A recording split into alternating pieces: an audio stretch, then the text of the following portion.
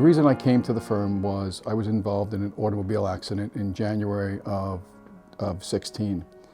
And I was hurt.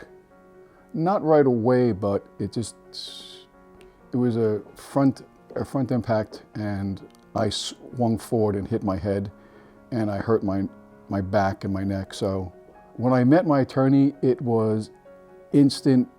I just liked him. He was a great guy. And it's like I was sitting talking to a friend probably within the first 5-10 minutes of our talking, and it was great. And that sold me right away. I was communicated with by email, by phone calls, by meetings with my attorney, as well as with my case manager. And I couldn't be any happier with the service I received. They were friends.